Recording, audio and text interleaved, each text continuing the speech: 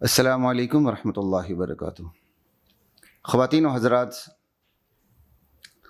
حالات حاضرہ اور اسلامی تجزیوں پر مشتمل پروگرام اسلام کے مطابق میں آپ سب کو خوش آمدید کہتا ہوں۔ ہم نے جو پہلا پروگرام کیا تھا یہ اسی کا تتمہ ہے، بلکہ یہ اسی کا حصہ ہے ایک۔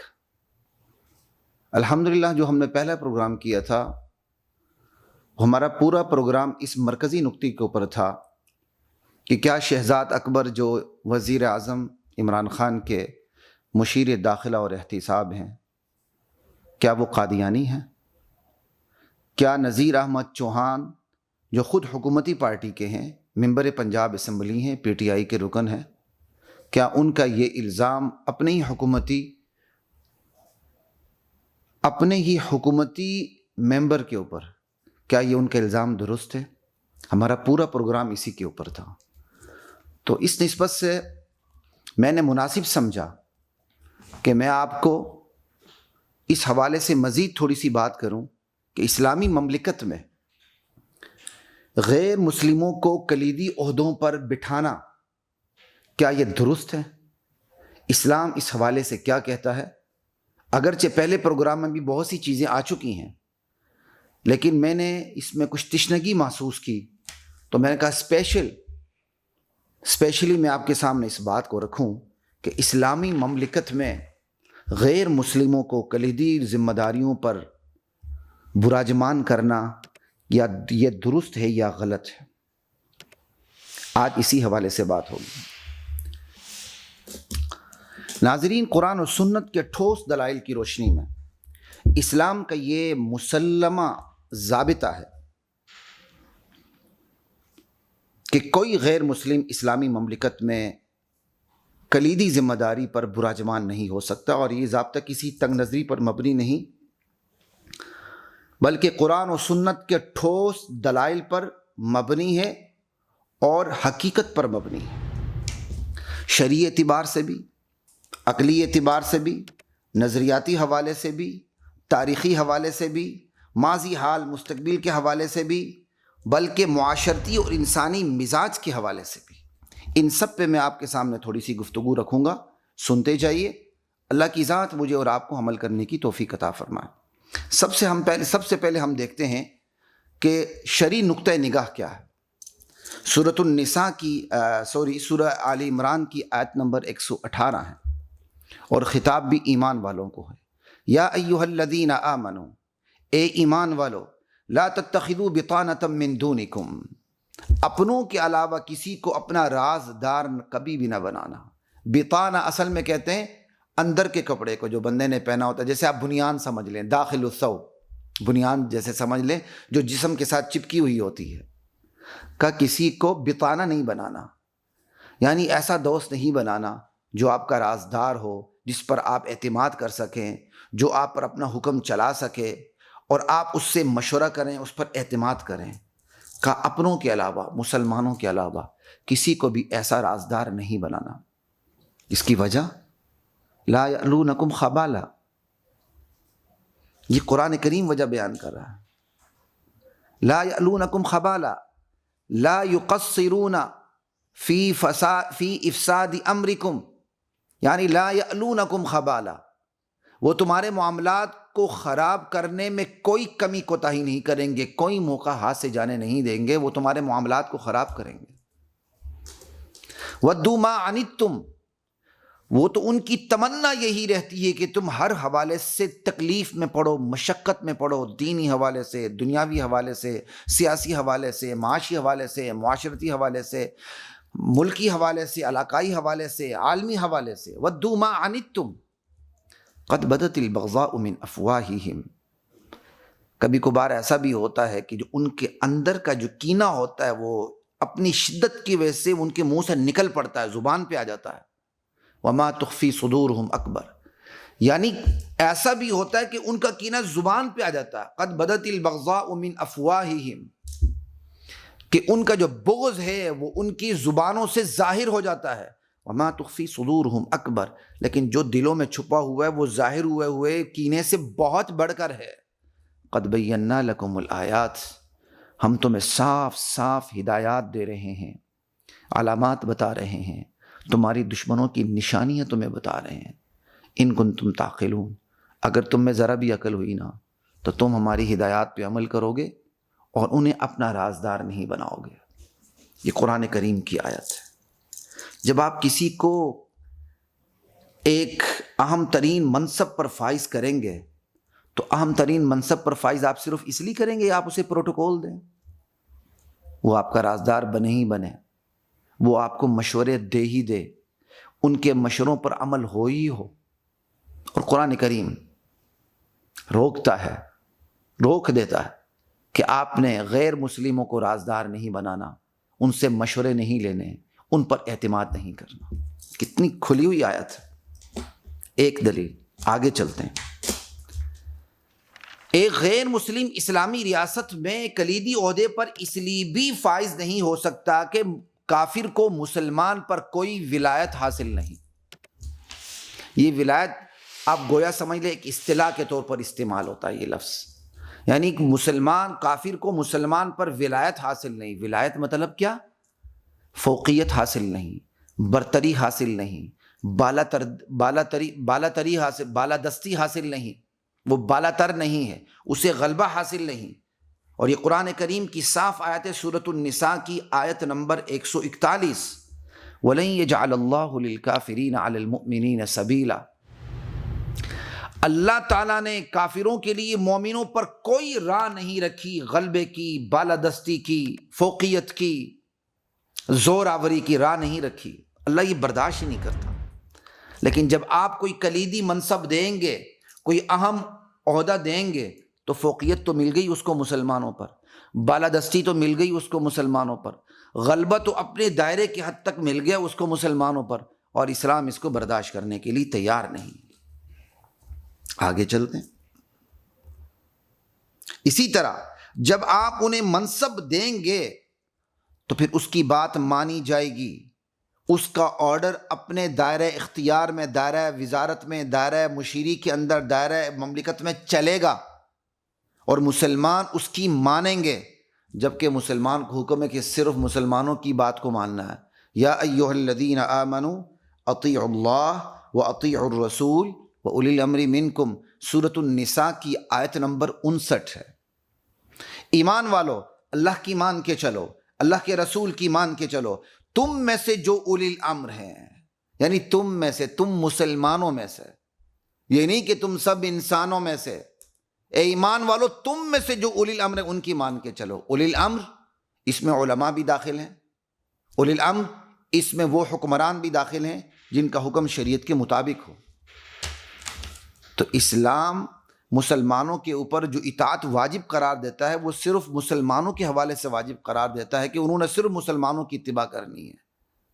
لیکن اس آیت سے ایک اور چیز مفہوم ہو گئی، ایک غیر مسلم ہے، وہ اس لیول پہ نہیں ہے، کوئی کلیدی عہدہ نہیں ہے، وہ بطور تابع کام کرنا چاہتا ہے، ایک کارکن آپ کے ساتھ بن کے، تابع بن کے کام کرنا چاہتا ہے، تو پھر اس آیت کے مخالف نہیں ہوگا۔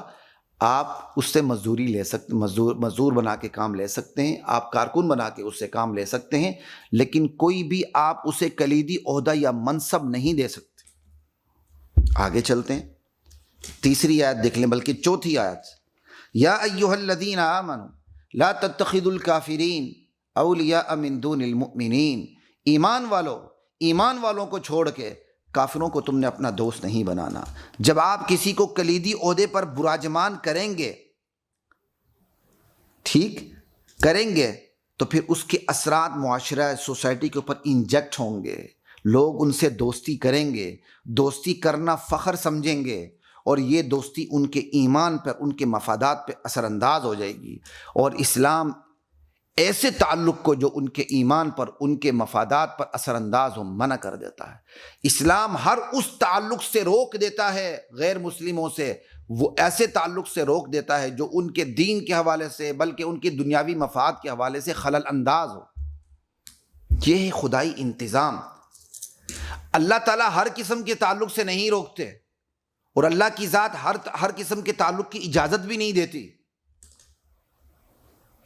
رواداری کر سکتے ہیں، شفقت کا برتاؤ کر سکتے ہیں، رحمت کا برتاؤ کر سکتے ہیں، ہمدردی کر سکتے ہیں، غمخواری کر سکتے ہیں، بھوک لگی ہو تو کسی کافر کو آپ کیا کہتے ہیں کھانا کھلا سکتے ہیں، بلکہ کھلانا چاہیے تاکہ وہ اس برکت سے دین برحق کے قریب آئے۔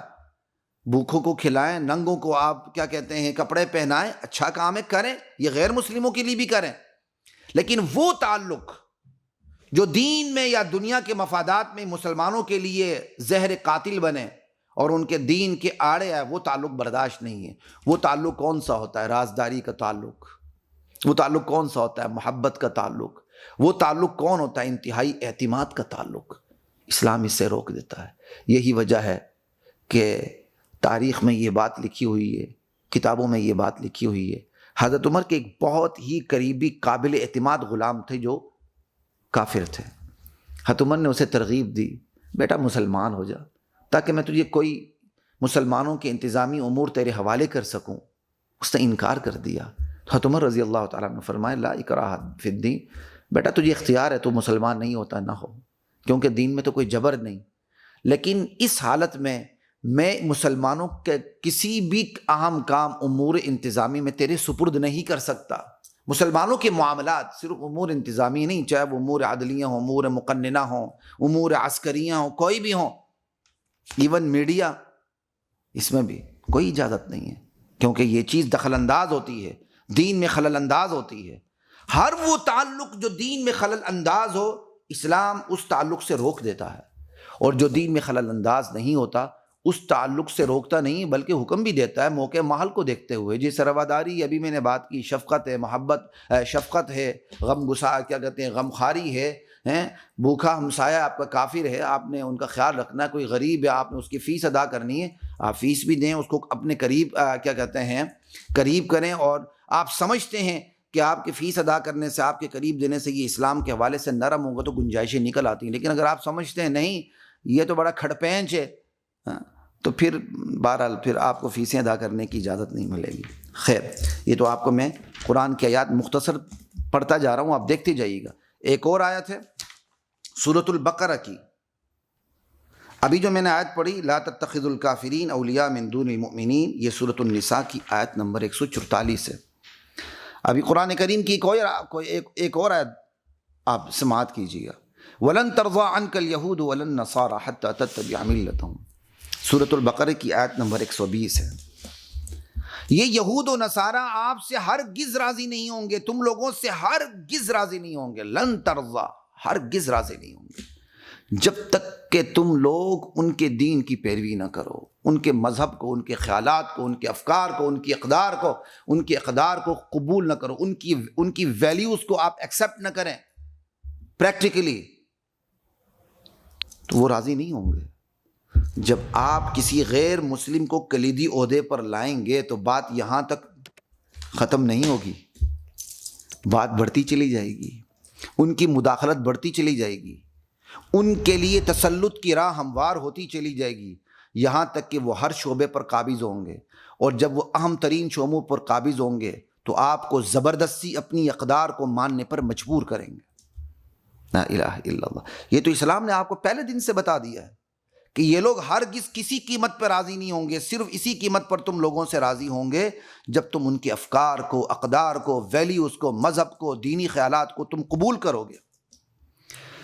تو جب آگ لگتی ہے تو آگ شروع میں چھوٹی سی چنگاری ہوتی ہے، اس کے بعد ایک پورا آتش فشاں پہاڑ کھڑا ہو جاتا ہے، جس کو بجھانا ہی مشکل ہو جاتا ہے۔ جنگل میں آپ اچانک تو نہیں لگتی، چھوٹی سی پتی کو آگ لگتی ہے نا، پھر پورے جنگل پہ آگ لگ جاتی ہے۔ تو اسلام تو پہلے قدم کو آپ کو روک دیتا ہے۔ یہ ہے اسلام جو ایک گندے قطرے میں بھی جوہر کو دیکھ لیتا ہے، یہ ہے اسلام جو ایک چنگاری میں بھی آتش فشاں پہاڑ کو سلگتا ہوا دیکھتا ہے۔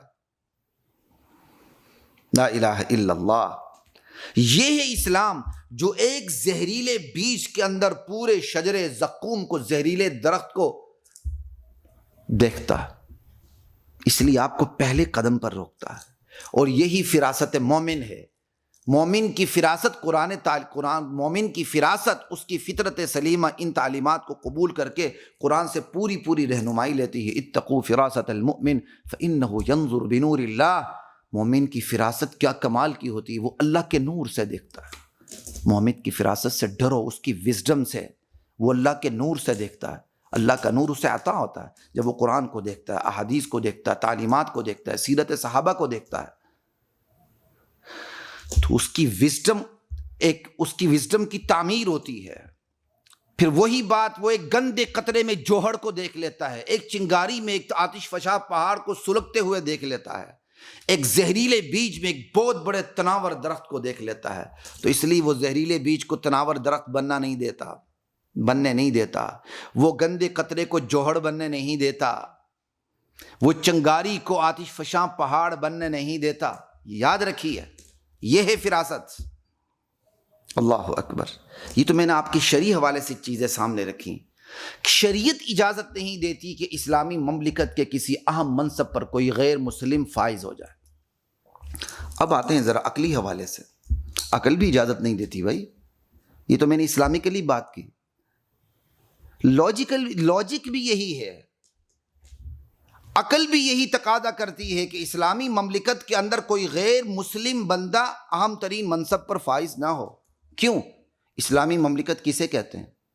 جس کی بنیادی دین کے اوپر ہو، جس کے مفادات دین سے وابستہ ہوں، جس کے مفادات اور نقصانات کا مرکزی نقطہ دین ہو، اور اس جو دین کو مانتا ہی نہیں، دین سے بغض رکھتا ہے، وہ کلیدی عہدے پر بیٹھے گا تو کیا گل کھلائے گا؟ یہ تو عقل کے خلاف ہے کہ جو آپ کے دین کو مانتا نہیں، اس سے بغض رکھتا ہے، تو آپ اس مملکت میں اسے عہدہ دیں جو مملکت بنی ہی دین کے نام پہ۔ ہم کتنے فخر سے کہتے ہیں ریاست مدینہ کے بعد پہلی ریاست ہے جو اسلام کے نام پہ بنی ہے۔ بہرحال خیر، یہ جملہ کتنا سچا ہے میں اس پہ نہیں جاتا، پھر کبھی اس پہ بات کریں گے۔ خیر، لیکن ہمارے دیندار بھی بڑے زور و شور سے یہ بات کرتے ہیں۔ یہ تو عقلی حوالے سے بات ہوئی، نظریاتی حوالے سے بھی یہی بات ہے۔ ایک بندے کا وہ نظریہ ہی نہیں ہے، تو جس نظریے پر وہ عمارت کھڑی ہے، وہ مملکت کھڑی ہے، تو جس بندے کا وہ نظریہ ہی نہیں، تو اس کے اندر وہ اسپرٹ کہاں ہوگی؟ اس اسپرٹ کا، اس روح کا فقدان ہوگا، اس کے اندر اس نظریے کا فقدان ہوگا۔ اس نظریے کے فقدان کو ہوتے ہوئے وہ اس مملکت کے لیے کون سی خدمت سر انجام دے سکتا ہے؟ یہی وجہ ہے دنیا میں آج بھی ایک نظریاتی ملک ہو، بشرطے کوئی بھی نظریاتی، چاہے اس کا نظریہ غلط ہے یا صحیح ہے، وہ اپنی جگہ بات ہے، ہو نظریاتی ملک، وہ اپنے ملک کے کلیدی عہدوں کے اوپر غیر نظریاتی کو نہیں آنے دیتا۔ یہ دنیا کا آج بھی دستور ہے، کوئی خالی اسلام کا دستور نہیں ہے۔ چین کو دیکھ لیں، کمیونزم ہے۔ چین اپنے کلیدی عہدوں پر کمیونزم کے علاوہ جو کمیونزم کو قبول کرتا ہے پریکٹیکلی، تھیوریٹیکلی، وہ اسی کو اوپر لاتے ہیں، کسی اور کے اوپر نہیں لاتے۔ کیوں؟ چین ایک نظریاتی ملک ہے، بھلے اس کا نظریہ غلط ہے۔ سوشلزم ہے نا روس میں، آپ دیکھ لیں۔ خیر، سوشلزم کمیونزم بہن بھائی، انشاءاللہ کبھی ہم اس پہ بات کریں گے، تو یہ ایک الگ موضوع، اس پر کبھی بات کریں گے۔ آپ روس کو دیکھ لیں، جو سوشلسٹ ہوگا وہی کلیدی عہدوں پر ہوگا، کیونکہ وہ نظریاتی ملک ہے۔ اسی طرح آپ ایران کو دیکھ لیں، اگرچہ ان کا انقلاب امت کے نام پر تھا، اسلام کے نام پہ تھا، لیکن وہ اسلامی انقلاب تو تھا نہیں، وہ تو ایرانی انقلاب تھا۔ یہی وجہ ہے آج بھی ان کی کلیدی عہدوں پر فرقہ اثنا عشریہ امامیہ آتا ہے، اور کوئی نہیں آ سکتا۔ اسی طرح آپ سعودیہ کو دیکھ لیں، سعودیہ اہل سنت ہے، حنبلی ہیں۔ سعودیہ کے اندر اہل تشیع کا کوئی فرد کلیدی عہدوں پر نہیں آ سکتا۔ ہمیں دیکھ لیں، ہم دوغلے ہیں، ہم منافق ہیں، کھچڑی پکی ہوئی ہے، کیونکہ یہ ہماری بڑی پرانی تاریخ ہے۔ حج بھی کعبہ کا کیا، گنگا کا اشنان بھی، خوش رہے شیطان بھی، راضی رہے رحمان بھی۔ شاعر کے ساتھ معذرت، شاید تھوڑا بہت مصرع آگے پیچھے ہو گیا ہو۔ ہم یہی ہیں، ہم کعبے کا حج بھی کرنا چاہتے ہیں کعبہ جا کے، اور اشنان بھی کرنا چاہتے ہیں دریائے گنگا پہ، جمنا پہ۔ ٹھیک ہے نا، یہ ہماری حالت ہے۔ ہم تو نظریاتی ہیں ہی نہیں، ہاں نعرہ ضرور لگاتے ہیں کہ ہم نظریاتی ہیں۔ تو بات ہو رہی تھی نظریاتی حوالے سے بھی اسلامی مملکت کے اندر غیر اسلامی بندے کو کلیدی عہدے پر براجمان ہونے کا کوئی حق حاصل نہیں۔ تاریخی حوالے سے بھی یہی حقیقت ہے، تاریخی حوالے سے بھی یہی حقیقت ہے کہ ایک اسلامی مملکت کو میں غیر مسلم کسی اہم عہدے پر نہیں آ سکتا، کیونکہ تاریخ کے اندر یہ بڑا ظلم ہوا ہے، بہت ظلم ہوا ہے۔ آپ تاریخ کو دیکھ لیں، جہاں جہاں مسلمان سلاطین نے، حکمرانوں نے یہ غلطیاں کی ہیں اور اپنی ذاتی پسند کو سامنے رکھتے ہوئے قرآن کی اس تعلیمات کو پس پش ڈالتے ہوئے وہ یہود و نصارہ کو کسی اہم عہدوں پر لائے ہیں، تو ان کی تسلط کی راہیں ہموار ہوتی چلی گئی ہیں۔ 5ویں صدی ہجری میں امام قرطبی مشہور ترین مفسر قرآن ہے، وہ رونا روتے ہیں کہ آج اس زمانے کے جو ہمارے سلاطین ہیں، بادشاہ ہیں، وہ یہود و نصارہ کو میر منشی بنا رہے ہیں اور ان کے تسلط کی راہ ہموار ہوتی جا رہی ہے۔ 5ویں صدی ہجری میں امام قرطبی رونا روتے ہیں۔ اللہ اکبر۔ خلافت عثمانی کو زوال آیا، اس زوال میں بھی کا ایک سبب یہ بھی تھا کہ غیر مسلم اہم ترین عہدوں پر آ چکے تھے۔ یہ تو تاریخی حوالے سے، لا الہ الا اللہ۔ تو یہ اسباب زوال امت میں سے ایک بہت بڑا سبب ہے غیر مسلموں کو کلیدی عہدوں پر بٹھانا۔ انشاءاللہ اسباب زوال امت پر بات ہوگی تو پھر ہم اس ڈیٹیل میں جائیں گے۔ آپ ماضی کو دیکھ لیں، حال کو دیکھ لیں، مستقبل کو دیکھ لیں، ماضی حال مستقبل کو بھی سامنے رکھیں تو اسلامی مملکت میں غیر مسلم کے لیے کوئی گنجائش نہیں بنتی کہ وہ کسی کلیدی عہدے پر آئے۔ ماضی تو آپ کے سامنے رکھ دیا، حال کو دیکھ لیں، ہمارا حال کیا، ہمارا حال کتنا بے حال ہو چکا ہے۔ اہم ترین حساس اداروں کے اندر غیر مسلم کلیدی عہدوں پر آ رہے ہیں۔ غیر مسلم بھی نہیں، ان سے بھی آگے بڑھ کر زندیقین اور مرتدین آ رہے ہیں، غداران وطن آ رہے ہیں، ان پر نگاہ رکھنی کتنی مشکل ہو رہی ہے۔ اور اس کے علاوہ یہ بھی یاد رکھیں کہ اسلامی مملکت کے اندر غیر مسلم کلیدی عہدوں پر نہ آئے، یہ حقیقت درست ہے انسانی اور معاشرتی مزاج کے حوالے سے بھی۔ لوگ کہتے ہیں جی یہ مولوی بڑے تنگ نظر ہیں، یعنی یہاں جو دونوں کشتیوں پر سوار ہوتے ہیں نا، لبرل سے مسلمان، جو شناختی کارڈ میں مسلمان بھی ہیں، نظریات وہ کچھ اور رکھتے ہیں، تو وہ دو کشتیوں پر سوار ہوتے ہوئے اسلام پہ نزلہ نہیں گرا سکتے تو پورا نظرہ مولوی صاحب پہ گراتے ہیں۔ یہ مولوی بڑے تنگ نظر ہیں جی، وہ کسی بھی یہودی کو، عیسائی کو، قادیانی کو برداشت نہیں کرتے کسی عام ترین عہدے پر آنا۔ لیکن باہر کے لوگ ہیں وہ کہتے ہیں اسلام تنگ نظر ہے۔ نہ مولوی تنگ نظر ہے، نہ اسلام تنگ نظر ہے۔ یہ تو معاشرتی انسانی مزاج کے حوالے سے بھی یہ بات، یہ حقیقت مبنی بر حقیقت ہے کہ اسلامی مملکت میں کوئی بھی غیر مسلم کلیدی عہدوں پر نہ آئے۔ آپ دیکھ لیں معاشرے کے اندر جس فرد سے آپ کا مزاج نہیں ملتا، جس فرد سے آپ کی کیمسٹری نہیں ملتی، چاہے وہ آپ کا دوست ہے، چاہے وہ آپ کا کلیگ ہے، چاہے وہ آپ کا سگا بھائی ہے، چاہے وہ آپ کی سگی بہن ہے، چاہے وہ صاحب کے سگے ابا جی ہیں، ابا حضور ہیں، آپ اپنی راز کی باتیں ان سے شیئر کرتے ہیں۔ بہت سے لوگ رن مرید ہوتے ہیں نا، بہت سے لوگ زن مرید ہوتے ہیں، ٹھیک، بیوی سے ہر بات شیئر کر لیں گے، نہیں کریں گے تو باپ سے نہیں کریں گے، ماں سے نہیں کریں گے۔ وہ کہیں گے بس سکون لینا ہے تو بیوی کی گود میں سکون لے لو، ماں باپ کھڑتوت جائیں جہاں جاتے ہیں، سکون کی زندگی تو بیوی کی گود میں۔ اور ایسے کہنے والے کبھی بھی اپنے راز کی بات ماں باپ سے شیئر نہیں کریں گے، بیوی سے کر لیں گے۔ تو یہ تو معاشرتی اور انسانی مزاج ہے بھائی، جس سے آپ کی طبیعت نہیں لگتی آپ اس سے راز شیئر نہیں کرتے، اس کی بالادستی اپنے اوپر قبول نہیں کرتے، تو پھر اسلام کے بارے میں کیا خیال ہے؟ اسلام جن کو اپنا نہیں سمجھتا، اسلام کی طبیعت جن سے نہیں لگتی، خود اسلام سے جو بغض رکھتے ہیں، اسلام ان کے بارے میں یہ کہتا ہے کہ ان کو دور رکھو، قریب نہ آنے دو، تو یہ تنگ نظری ہو گئی۔ وہ تنگ نظر نہیں ہوئے جو اپنے گھر کے اندر تنگ نظری رکھتے ہیں، اپنے معاشرے کے اندر تنگ نظری رکھتے ہیں، اپنے ملک کے اندر تنگ نظری رکھتے ہیں۔ تو خیر، تو یہ یاد رکھیے زوال امت میں سے یہ بہت بڑا سبب ہے غیر مسلموں کو اسلامی مملکت کے اندر اہم عہدوں پر فائز کرنا۔ اور یہ اہم ترین عہدوں پر ہمارے ماضی کے حکمرانوں نے بھی یہ کام کیا جو قرآن سے بالکل کھلا تضاد ہے۔ اس میں اسلام کا کوئی قصور نہیں ہے، ان سلاطین کا، بادشاہوں کا، حکمرانوں کا قصور ہے، اسلام کا کوئی قصور نہیں۔ جب جن لوگوں نے یہ قصور کیا انہوں نے پھر اس کو بھگتا بھی۔ تو میں نے آپ کے سامنے یہ ساری حقیقتیں نہ صرف شرعی حوالے سے رکھیں، عقلی حوالے سے رکھیں، نظریاتی حوالے سے رکھیں، ماضی حال مستقبل کے حوالے سے رکھیں، نظریاتی حوالے سے رکھیں، معاشرتی اور انسانی مزاج کے حوالے سے یہ حقیقت سامنے رکھی کہ اسلامی مملکت میں غیر مسلم کے لیے کوئی اہم منصب موجود ہی نہیں ہے۔ البتہ ایسا ہو سکتا ہے غیر مسلم ہمارے معاشرے میں رہیں، ضرور رہیں، تابع بن کے کام کریں گے، کیونکہ ان کو مسلمانوں پر کوئی ولایت اور فوقیت اور بالادستی حاصل نہیں ہے۔ کارکن بن کے کام کریں، تابع بن کے کام کریں، یہاں اس تفصیل کا زیادہ موقع نہیں۔ ایک بات ہو گئی، اور دوسری بات، ایک اور بات یاد رکھیں، ہم نے جو ساری ڈیٹیل آپ کے سامنے رکھی ہے وہ غیر مسلموں کے بارے میں رکھی ہے، غلط فہمی میں نہ رہی ہے۔ قادیانی صرف غیر مسلم نہیں ہیں، قادیانی زندیق ہیں۔ قادیانی وہ کافر ہیں جو اپنے آپ کو مسلمان سمجھتے ہیں اور مسلمانوں کو کافر سمجھتے ہیں۔ ان کے حقوق ہمارے معاشرے میں رہنے والے عیسائیوں جیسے حقوق نہیں ہیں۔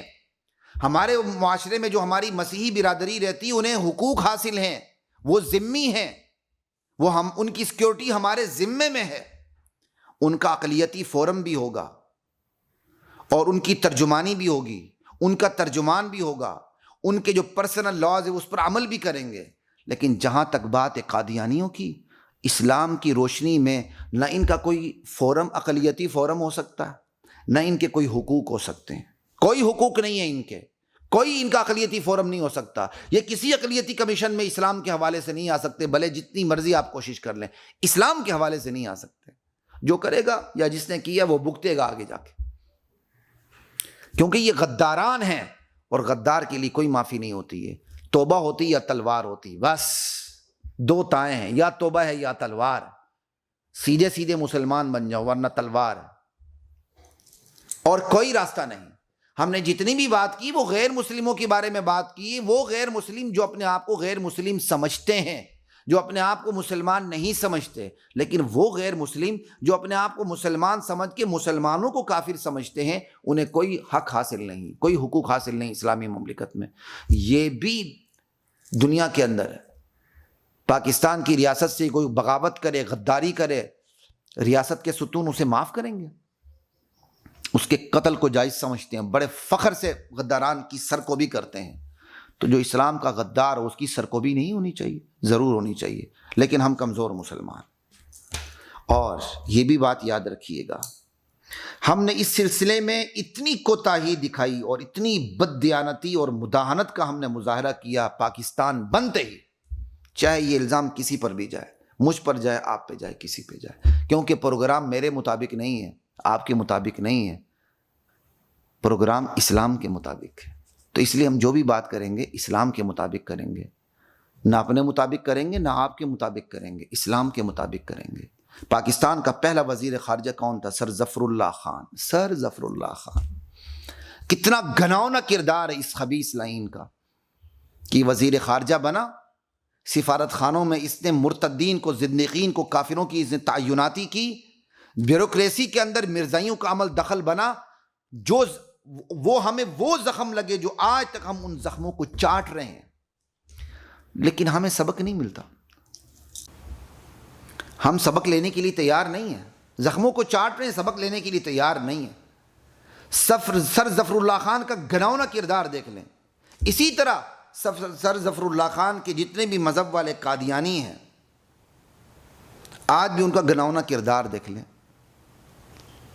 وہ اپنوں ہوئی، وہ ان کے پروموٹرز ہوتے ہیں، وہ اپنوں ہوئی کو پروموٹ کرتے ہیں، اپنوں ہی کی وہ پروموشن کرتے ہیں، باہم ان کا اتحاد ہوتا ہے، ایک مضبوط، مربوط اور منظم نیٹ ورک ہوتا ہے، اور وہ اپنے نیٹ ورک کے ذریعے نہ صرف وطن کی جڑیں کھوکھلی کرتے ہیں بلکہ اسلام کی جڑیں کھوکھلی کرنے میں لگے ہوئے ہیں۔ لیکن ہم کہاں کھڑے ہیں؟ ہم نے تو شروع دن سے کوئی نصیحت نہیں پکڑی، تو آج نصیحت پکڑیں گے؟ لا الہ الا اللہ۔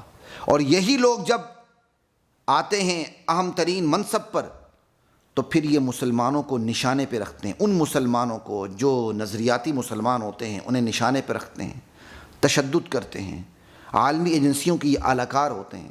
ابھی میں نے ایک اڑتی ہوئی بات سنی ہے، ابھی میں اس پہ پروگرام نہیں کروں گا، لیکن جب مجھے تحقیق ہوگی تو اس پر بھی بات کریں گے۔ مجھے ایک چترال کے عالم دین نے یہ بات بتائی ہے کہ کیلاش کے اندر باقاعدہ تبلیغی جماعت کے کام کو منع کر دیا گیا، اور سنا اس میں بہت بڑا کردار اقلیتی رکن کا ہے، واللہ اعلم۔ انشاءاللہ اس پر جب ہم کوئی تحقیق کریں گے تو انشاءاللہ ہماری بات ہوگی، اللہ تعالیٰ نے چاہا تو۔ یہ میں نے آپ کے سامنے کچھ باتیں رکھی، جو میں نے سب سے پہلے جو آپ کے سامنے آیت پڑھی تھی، یا ایھا الذین آمنوا لا تتخذوا بطانۃ من دونکم لا یألونکم خبالا، اپنوں کے علاوہ کسی اور کو تم نے اپنا رازدار، مشیر، خاص نہیں بنانا۔ یہ آیات براہ راست تو کافروں کے لیے ہیں۔ کافروں کے اندر اعتقادی منافق بھی داخل ہیں، یعنی وہ منافق جو اپنے آپ کو کہتے مسلمان ہیں لیکن ہیں بڑے کٹر کافر، وہ بھی اس کے اندر بطریق اولا داخل ہیں۔ اسی طرح غداران بھی داخل ہیں، اسی طرح ہمارے نااہل لوگ بھی داخل ہو جائیں گے، کیونکہ علت عام ہے۔ علت عام ہوتی تو آرڈر بھی، حکم عام ہو جاتا ہے۔ علت کیا ہے کہ بھائی انہیں اپنا رازدار کیوں بنائے، کیوں نہ بنائے؟ لا یألونکم خبالا، انہیں رازدار نہیں بنانا، کیونکہ وہ تمہارے معاملات کو فساد میں تبدیل کرنے میں کوئی موقع ہاتھ سے جانا نہیں دیتے، کوئی کمی کوتاہی نہیں کرتے۔ وہ ہمیشہ چاہتے ہیں تم مشقت میں پڑو، تم اپنے دلوں میں وہ بغض رکھتے ہیں، وہ بغض ان کے منہ میں بھی آ جاتا ہے، لیکن جو بغض دلوں میں وہ بہت بڑھ کر ہے۔ اب یہ جو علتیں ہیں، یہ جو ریزنز ہیں، جہاں جہاں پائے جائیں گی، جن افراد میں پائے جائیں گی، ان کو کلیدی عہدوں پر لانا منع ہے، چاہے وہ نام نہاد نااہل مسلمان ہو، غدار مسلمان ہو، وہ مسلمان ہو جو اپنے آپ کو کہتا ہے میں بہت بڑا مسلمان ہوں، لیکن ہوتا بڑا اندر سے پکا کافر ہوتا ہے، کیونکہ وہ اسلام کی بنیادوں کا انکار کرتا ہے، وہ بھی اس میں داخل ہو جائے گا۔ اور چلتے چلتے بات کو اختتام کی طرف ہم لے جا رہے ہیں۔ آج کی حکومت سے میں وزیر اعظم عمران خان سے یہ کہوں گا کہ عمران خان صاحب، نواز شریف کے انجام کو سامنے رکھیے گا۔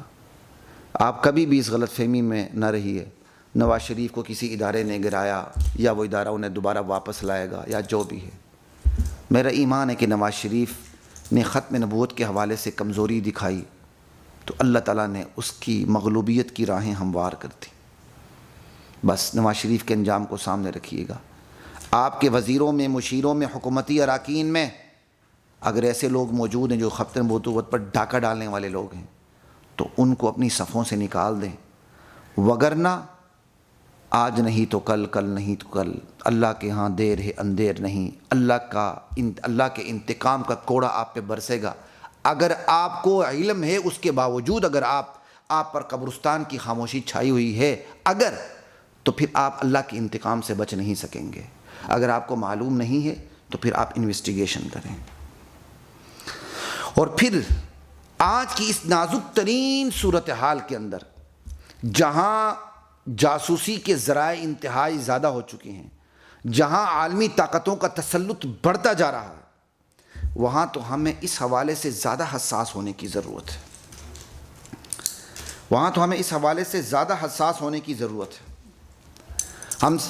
تو ہم ایک بات کریں نا کہ کسی بھی بندے کو کلیدی عہدے پر نہیں آنا چاہیے، غیر مسلم بندے کو، لیکن جس ملک میں، جس معاشرے میں پوری حکومتیں ہی غیر مسلموں کی مرضی سے آئیں، وزیر اعظم صاحب بھی غیر ملکی مرضی سے آئیں، حکومت بھی، پارٹی بھی غیر ملکی مرضی سے آئیں، حکومتوں کا آنا جانا، یہ آنیاں یہ جانیاں، حکومتوں کا گرانا، اٹھانا، لٹھانا، بٹھانا، دوڑانا، چلانا، یہ سب غیر عالمی طاقتوں کی مرضی سے ہو تو پھر وہ مملکت کب تک چل سکتی ہے؟ پھر تو ہمیں بچنا ہی نہیں چاہیے تھا۔ آج ہم بچے ہوئے ہیں تو یہ اللہ کی رحمت ہے، یہ زندہ معجزہ ہے۔ چونکہ برصغیر پاک و ہند، خصوصاً پاکستان، یہ بڑے بڑے اسلامی شعبوں کی نرسری ہے، اس برکت سے اللہ تعالیٰ نے اسلام کو بچایا، مسلمانوں کو یہاں بچایا ہوا اسلام کی برکت سے، وگرنہ ہم نے اس مملکت کو جو حال کیا ہے نا، شاید یہ مملکت بہت پہلے ختم ہو چکی ہوتی۔ بہرحال بتانے کا مقصد یہی ہے کہ اسلام تو مملکت کے اندر ایک عہدے کو برداشت نہیں کرتا غیر مسلم کے لیے، کلیدی عہدہ، اور جہاں اتنے سارے عہدے ہیں بلکہ پوری حکومتیں غیر مسلموں کی مرضی سے آئیں تو اسلام انہیں کیسے برداشت کرے گا؟ پھر ہم ترقی کیسے کریں گے؟ اور جاتے جاتے یہ بات بھی یاد رکھیے، ہر اچھی چیز بے حد اچھی لگتی ہے، لیکن تعلقات حد میں اچھے لگتے ہیں۔ اپنے تعلقات کو حد میں رکھیے گا، اس کو بڑھاتے ہوئے زندقین، منافقین، مرتدین اور کافروں تک اس طرح نہ لے جائیں کہ وہ ہمارے قومی رازوں سے واقف ہو جائیں اور ہمیں وہ نقصان دیں، ہمارے وطن کو برباد کر دیں اور ہمارے اسلام کی جڑیں کھوکھلی کرنی شروع کر دیں۔ اس سے میں نے بھی بچنا ہے، آپ نے بھی بچنا ہے اور اپنے معاشرے کو بچانا بھی ہے۔ اور جاتے جاتے پلے باندھ لیں۔ آخری حقیقت ایک بات کرتے ہوئے میں بات کو ختم کر رہا ہوں۔ پلے باندھ دیں اس حقیقت کو، ہماری اول و آخر دولت ہماری حساسیت ہے، ہمارا کانشیس ہونا ہے اسلام کی بنیادوں کے حوالے سے، وطن کی بنیاد، اور وطن کی بنیاد بھی اسلام کے حوالے سے، ورنہ نیرے وطن کی تو کوئی حیثیت ہی نہیں نا۔ ہمیں پاکستان سے محبت ہے اور یقیناً ہے تو اسلام کی وجہ سے۔ پاکستان کا مطلب کیا؟ لا الہ الا اللہ کی وجہ سے۔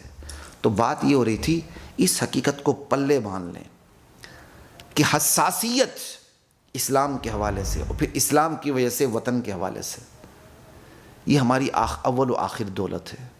اس دولت میں ڈاکہ پڑ گیا نا، ہم نہ دین کے رہیں گے نہ دنیا کے رہیں گے، پھر اس سے نیچے صرف کفر ہے، جہنم میں اور کچھ بھی نہیں۔ اللہ کی ذات مجھے، آپ کو، ہم سب کو دین کی جو ہدایات ہیں، قرآن و سنت کی جو ہدایات ہیں، ان پر عمل پیرا ہونے کی توفیق عطا فرمائے۔ انشاءاللہ ایک نئے موضوع کے ساتھ پھر آپ کی خدمت میں حاضری ہوگی، اس وقت تک کے لیے اجازت دیجیے گا۔ السلام علیکم ورحمۃ اللہ وبرکاتہ۔